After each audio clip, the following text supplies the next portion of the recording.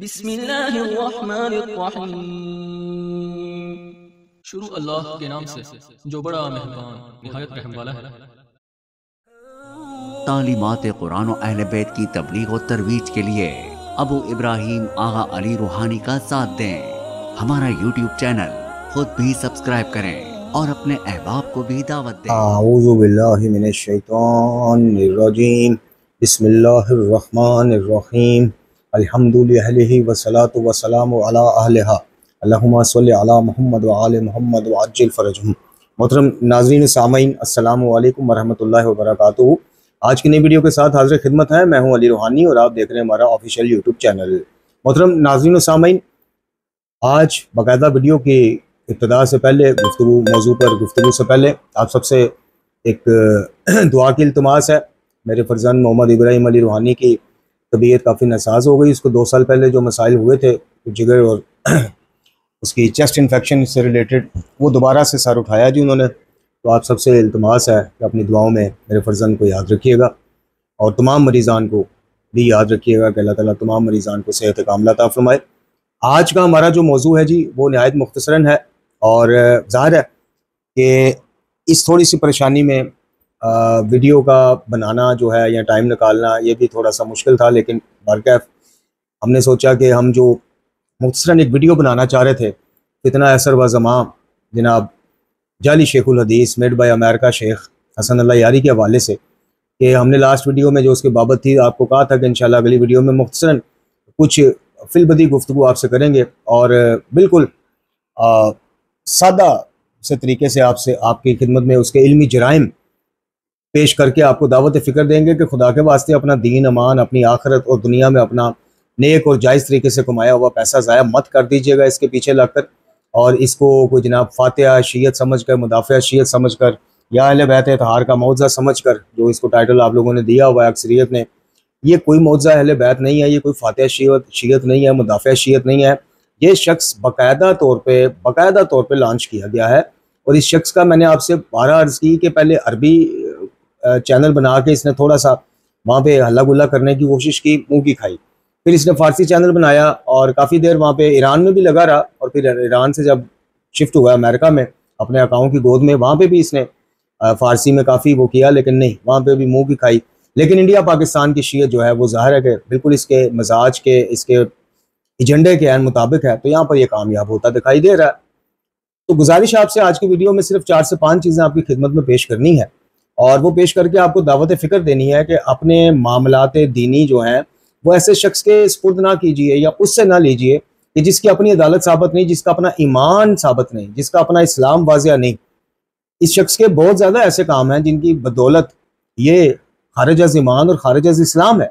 उनमें से सबसे पहला जो इसका इल्मी जुर्म है वो कलाम शिफा कुरान मजीद फुरकान हमीद जी, जिसकी हिफाजत का ज़िम्मा खुद अल्लाह रब्बुल इज़्ज़त ने लिया और जिसके बारे में खुद अल्लाह ताला ने मुअत्तद मकामात पर फरमाया, जिन आयात का मफ़हूम ये है कि ये वो हक बरहक किताब है कि बातिल ना इसके आगे से दाखिल हो सकता है ना पीछे से, और जिसके बारे में कुरान मजीद फुरकान हमीद में खुद ये दावत फ़िक्र दी गई कि इसको मुत्तकीन के लिए अल्लाह ताला ने एक सिरात मुस्तकीम बना के उतारा है।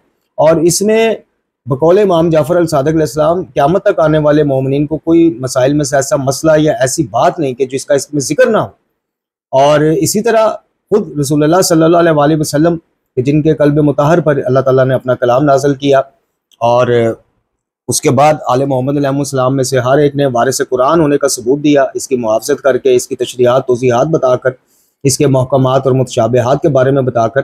तो सबसे पहले इस शख्स ने कुछ ज़ईफ़ रवायात की बुनियाद पर जो मकतब तशय्युअ की कुतुब में मौजूद हैं और 2 से 4 या उंगलियों में गिने जाने के लायक वो अकाबरीन हैं, अकाबर तो मैं नहीं कहता उनको, चूँकि मैं उस शख्स को मुसलमान ही नहीं मानता जो कुरान मजीद फुरकान हमीद को कामिल नहीं मानता, जो इसको तारीफ़ शुदा मानता है, नाक़िस शुदा मानता है। मेरे नज़दीक खाकसार के अपनी तहकीक के नज़दीक वो बंदा खारिज इस्लाम है।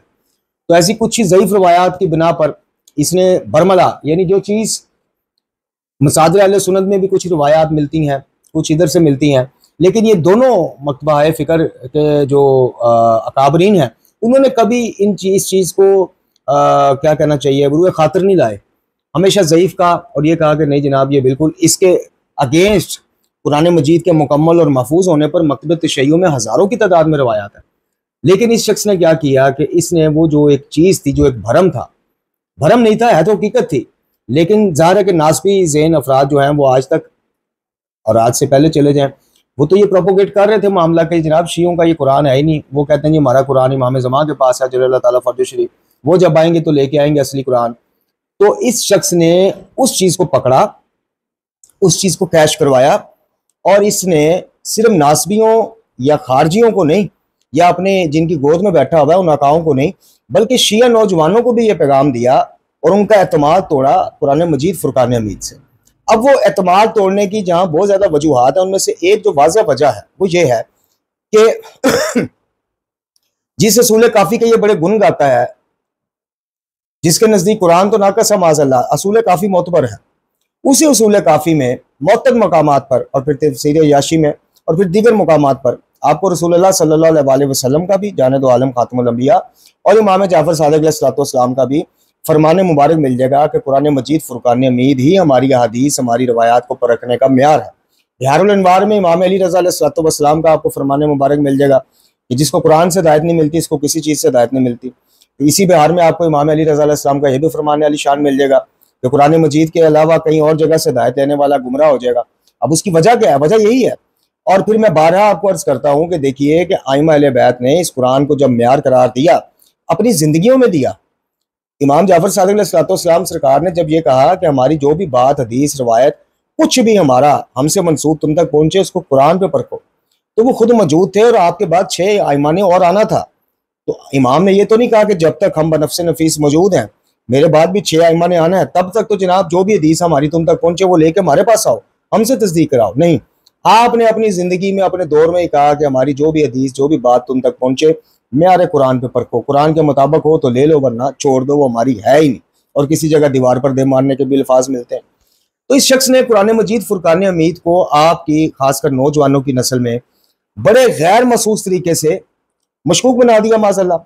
यानी एक तरफ तो कुरान पढ़ने की दावतें देता है, आओ जी कुरान पढ़ के दिखाओ जी, फलाना करो जी, अपनी जहाँ अपने खुद साख्ता कायद को बचाने का मामला है वहां भी कुरान से जाके मदद ले लेता है, लेकिन बरमला ऐलान भी करता है। इसका एक क्लिप मेरे पास पड़ा है जिसमें यह बरमला कह रहा है कि शिया सुन्नी भाड़ में जाएं। मैं तो इसको नाकस मानता हूँ कुरान को, यानी शिया भी कहते रहे, कामल है, सुन्नी भी कहते रहे, लेकिन मैं कहता हूँ नाकस है माज़अल्लाह। तो सबसे बड़ा इल्मी जुर्म उसका यह है कि शकल अकबर रसूलुल्लाह सल्लल्लाहु अलैहि वसल्लम ने हमें अपने बाद 2 चीज़ों से मुतमस्सक रहने का हुक्म दिया, किताबुल्लाह है व इतरतिही। तो किताबुल्लाह को शकल अकबर भी कहा गया और अहले बैत अलैहिस्सलाम ने खुद मुताबिक कुरान जिंदगियां गुजारी। अब जब तक ये उसको मशकूक न करार दे देता तो इसके घड़े हुए जितने भी नजरियात हैं जिसकी बाबत ये ज़ईफ रवायतें पेश करता है, उस रवायात को कबूल करने का इसके पास कुछ जवाब नहीं रह जाता अगर ये कुरान को मुकम्मल और महफूज मानता। चूंकि फिर वो रवायत फिर सामने आ जानी थी कि जो हदीस, जो रवायत है उसको म्यारे कुरान पे परखेंगे। लेकिन बदकिस्मती से जो कुरान के महफूज होने के कायल हैं भी काबरीन, उन्होंने भी इसको लिए को नजरअंदाज किए रखा। हमेशा सिलसिला इसनाद देख लिया, ये देख लिया, इल्मुल रिजाल की रोशनी में पढ़ लिया, वो कर लिया, अकाबरीन का जमा दे, कुरान को साइड पे रखा। एक चीज वाज़िह कुरान से टकरा रही है, सिलसिला इसनाद जितना भी मोतबर हो हमने नहीं लेना उस चीज को, लेकिन इन्होंने लिया बदकिस्मती से और ले रहे हैं, अभी तक ले रहे हैं। तो इस शख्स का सबसे बड़ा इल्मी जुर्म यह है नौजवानों, इसने कुरान और अहले बैत में से कुरान को तो मशकूक बना दिया तुम लोगों की नजर में कि नाकस है। इसमें से पता नहीं कौन कौन सी आयत निकाल ली गई है, आइमा के नाम निकाल लिए गए, इमामत वाली आयात निकाल ली गई। मैं कहता हूँ कुरान मजीद फुरकान हमीद में अगर इमामत का इतना ही वाज़िह ऐलान होता और आइमा के नाम होते तो फिर गदीर खुम के इज्तिमा की जरूरत क्या थी? फिर तो कुरान रसूलुल्लाह सल्लल्लाहु अलैहि वसल्लम को भी पता था कि भी मैं तो कुरान मुकम्मल और महफूज दे के जा रहा हूँ, उसमें तो आइमा के नाम भी हैं और इमामत का जिक्र भी उस तरह से है जिस तरह से हम कहते हैं, बरादरान इख्तलाफ करते हैं। तो फिर वो गदीर खुम के इज्तिमा की जरूरत नहीं थी, वो सिर्फ एक जिहाद दानी थी, वो वसीयत के तौर पर आप सरकार सल्लल्लाहु अलैहि वसल्लम करवा के जा सकते थे दुनिया से। वो पूरा एक इज्तिमा मन कुंतु मौला फाज़ा अली मौला, उसकी जरूरत क्या थी फिर? तो इसने शकल अकबर को मशकूक बनाया, उसको नाकस करार दिया। इसने कहा जी सूरह मुबारका अज़ाब की आयत कम कर दी गई, इसने कहा कि जी आयतों का रब्त जो है वो नहीं आपस में बन रहा, और यही बात फिर आसफ अलवी और इस जैसे भगोड़ों ने की।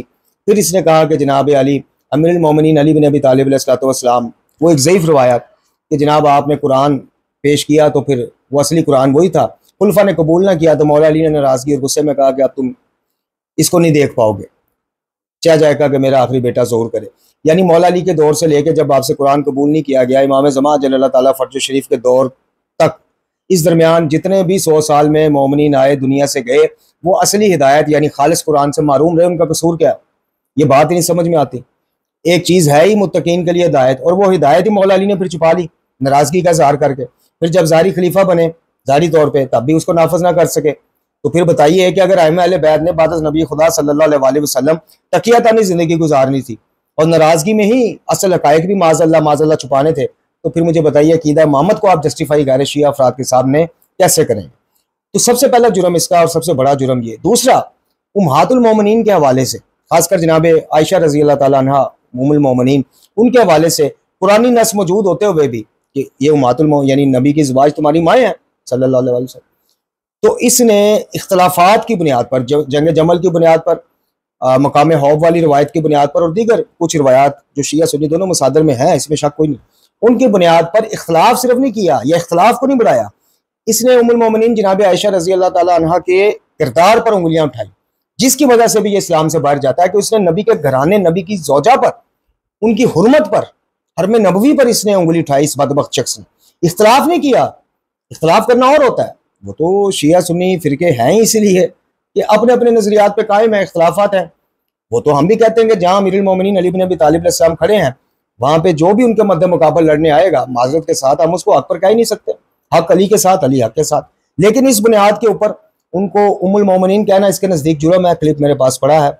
उनका ठट्ठा उड़ाना, माज़अल्लाह सुम्मा माज़अल्लाह, अज़वाज रसूल सल्लल्लाहु अलैहि वसल्लम का हया ना करना, ठट्ठा उड़ाना, उनके किरदार पर ज़ात कबीर वाली एक रवायत मोता इमाम मालिक से लेके इसने बगैरती की खीर की। इस शख्स ने एक दफ़ा नहीं मुअत्तद बार की, और फिर इसके हमकदम इसकी इन चीज़ों से मकबूलियत देखते हुए ईरान में कुंभ में बैठे एक और ग्रुप जनाब पीछे इसके शामिल हो गया। उन्होंने भी उम्महातुल मोमिनीन खासकर जनाब आयशा रज़ी अल्लाह ताला अन्हा के हवाले से ऐसी निचली सतह की गुफ्तगू की कि लफीज़ अलमा कि खुद अमीरुल मोमिनीन अली इब्न अबी तालिब अलैहिस्सलाम आज बनफ़्स नफीस दुनिया में आ जाए तो खुद इनको कोड़े लगाएं, कि जैसे उन्होंने जमल के बाद खैमे लूटने की इजाज़त मांगने वाले को कहा था कि शर्म कर, इन खैमों में तुम्हारे नबी की बीवी और तुम्हारे मोमिनीन की माँ भी मौजूद है। तो दूसरा इसका जुर्म यह है कि इसने जो शियों के बारे में एक ढकी छुपी बात थी ना, एक पर्दे वाली बात थी कि फ़र्क है भाई जाकरों में, जाली शियों में, जाहल शियों में और पढ़े लिखे किताबी शियों में फ़र्क है भाई। किताबी शिया तो ही नहीं करते। इसने वो पर्दा भी आपका पूरी दुनिया से उतारा।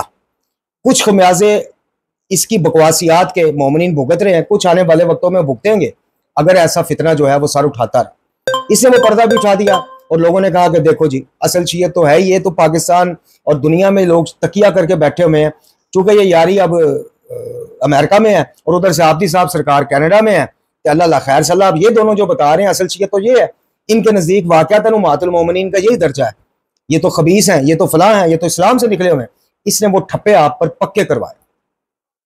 तीसरा जुर्म, खुलफा सलासा के साथ इख्तलाफात किसी से ढके छुपे नहीं। सबको पता है कि हम बाद नबी खुदा सल्लल्लाहु अलैहि वसल्लम मकतब तशय्युअ जो है वो अमीरुल मोमिनीन को ज़ाहिरी और बातनी और रूहानी हर किस्म का वसी रसूल अमीरुल मोमिनीन को मानता है। अमीरुल मोमिनीन अली इब्न अबी तालिब अलैहिस्सलाम के खुतबात में भी इस चीज़ का शिकवा और एहतजाज मौजूद है। इस शख्स ने क्या काम किया? इस शख्स ने यह काम किया कि इसने बरमला उन खुलफा सलासा की तकफीर बाकायदा शुरू कर दी। इसने सूरह हुजरात की कि नबी की आवाज़ से अपनी आवाज़ों को बुलंदा, हालांकि वो तनबीह है कि अगर तुमने ऐसा किया तो तुम्हारे अमाल गारत हो जाएंगे, तुम्हें पता, वो तनबीह है। इसने उससे और दीगर कुछ चीज़ों को लेकर इसने खुलफा सलासा को मुर्तद और काफिर माज़अल्लाह साबित किया, जिसको खुद मौला अली अलैहिस्सलाम ने कभी नहीं कहा। खुद खुलफा सलासा से इख्तलाफात अपनी जगह, एहतजाजात अपनी जगह, शिकवे शिकायत अपनी जगह, तकफीर कभी नहीं की मौला अली ने, चूंकि खुद मौला अली अलैहिस्सलाम पे बतौर इमाम बरहक एक सवालिया निशान खड़ा हो जाता है कि मौला जब बाद नबी खुदा सल्लल्लाहु अलैहि वसल्लम ये इस्लाम से फिर गए और हमारे तो इस्लामिया इन्होंने संभाल ली, तो फिर खामोशी बनती नहीं थी मौला। खामोशी तो बनती थी जाती मामलात पे जो आपने किए भी।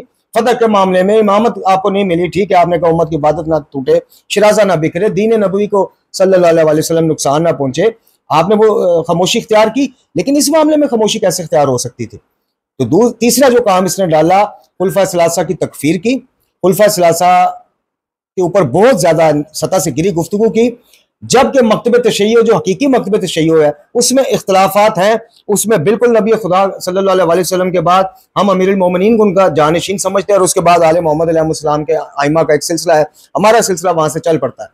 लेकिन इसने इस मामले को इस रंग से पेश करना शुरू किया कि वहां भी आपका पर्दा उतर गया और लोगों ने कहा कि हम ना कहते थे कि ये इबादत की बात, ये जो फतवे इनके आयतुल्लाह बैठ के देते हैं कि मुकद्दसात अहले सुन्नत की तौहीन राह में, सब तकियातन करते हैं। लो देख लो हसन अल्लाह यारी को, असल शीयत ये है, असल इनका चेहरा ये है। आप लोग वहां से भी गए। चौथा, इस बंदे ने जो बड़ा काम डाला, सबसे बड़ा जो इसने काम डाला वो अकीदा तौहीद पर डाका डाल के डाला। वैसे ये शख्स आपको उन रवायात का हमें मिलेगा कि गाली इस्लाम से निकले हुए हैं, गाली नासवियों से भी गिरे हुए हैं, गालियों को गाली देना भी जाए, हर चीज से। लेकिन खुद गलूफ की किस हद तक पहुंचा हुआ है? इस हद तक पहुंचा हुआ है कि ये कहता है फरिश्तों से भी अगर कोई बराह रास्त मांग लेता तो जुर्म कोई नहीं।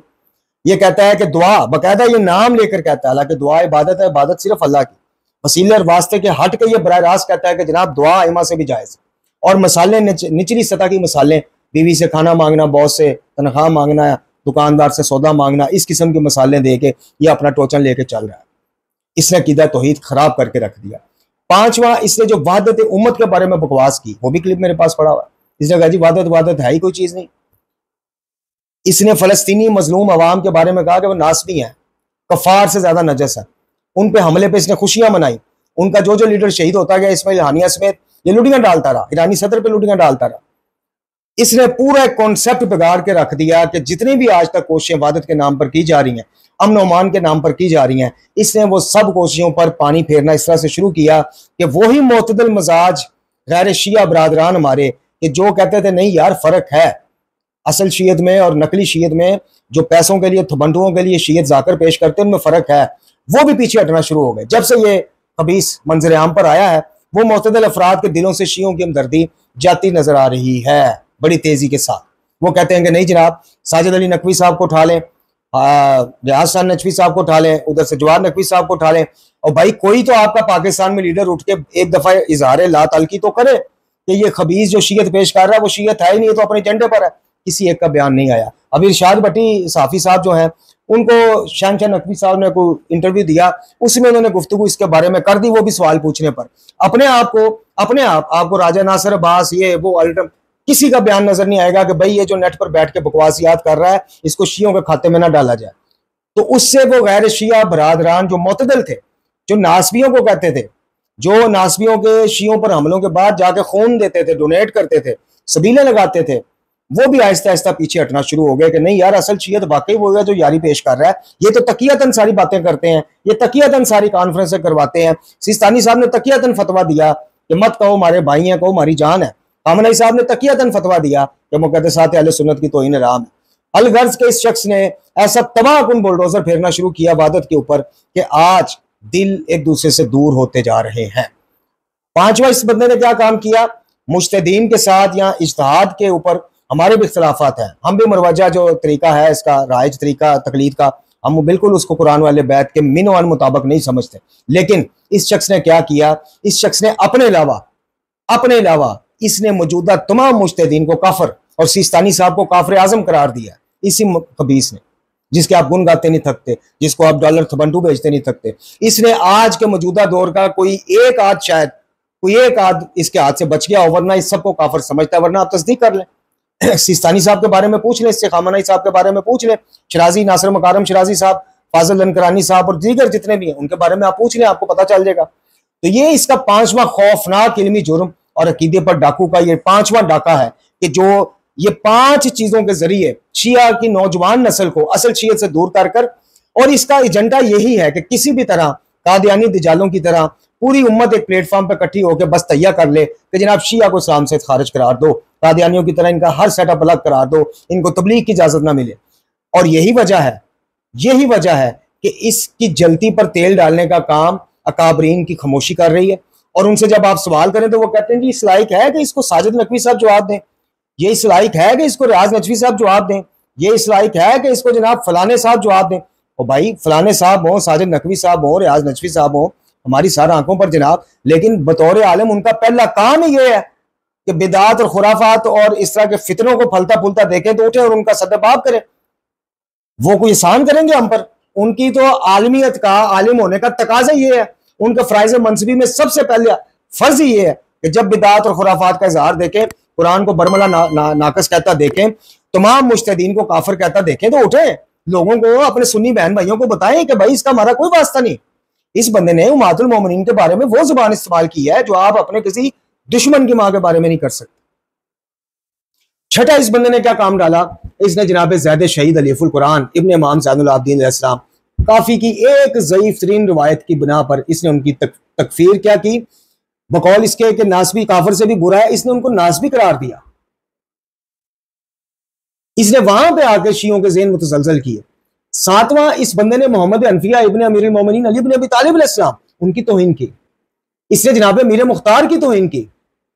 अलगर्ज मेरे मोहतरम नाज़रीन सामीन, ये जितने मैं आपको मामला गिना रहा हूं, ये तो मैं आज मुख्तसरन फिलबदी गुफ्तगू आपसे कर रहा हूं। इसके ऊपर एक सीरीज हम लेके आएंगे, यारी वाली शीयत और हकीकी शीयत, उसके माबैन ये सारे मामला आपको कुरान और हदीस की रूह से साबित करके दिखाएंगे। और जो मेरा दावा है कि ये शख्स दायरा इस्लाम से खारिज है, मैं वो भी कुरान और हदीस की हदीस मासूम की रोशनी में आपको इंशाल्लाह सीरीज में साबित करके दिखाऊंगा। तो बस आज की मुख्तसरन वीडियो में मेरी आपसे ये गुजारिश है कि मेरा काम है, मुझे आप जाहिल कहें, मुझे इब्न तैम, मुझे इससे फर्क ही कोई नहीं पड़ता। मैं क़यामत वाले दिन सुरखरू होऊंगा कि जब बड़े बड़े मामा पोश खामोश थे, तबंतु रुकने का डर था, उनको रसीदे रुकने का डर था। अल्हम्दुलिल्लाह, वो तौहीद का मामला हो, वो विलायत हकीकी का मामला हो, वो कुरान को कामिल और महफूज मानने का मुकदमा हो, हम हर जगह अपनी इस्तिताअत के मुताबिक अल्लाह बोलते रहे, समझाते रहे। आगे मानना ना मानने का हमारा जिम्मा ही कोई नहीं। आप उल्टा हमें गालियां देके चले जाएं कमेंट्स में, जैसा कि यारी के जुर्सुमे करते हैं। फाबे आप वो हमारे अजर व सवाब में और इजाफे का बायस बनता है। आप लोग अपना दीन ईमान और जायज और हलाल तरीके से कमाया पैसा जाया मत करें, फितने को पहचानें। वाखिर दुआना अनिल हम्दुलिल्लाहि रब्बिल आलमीन।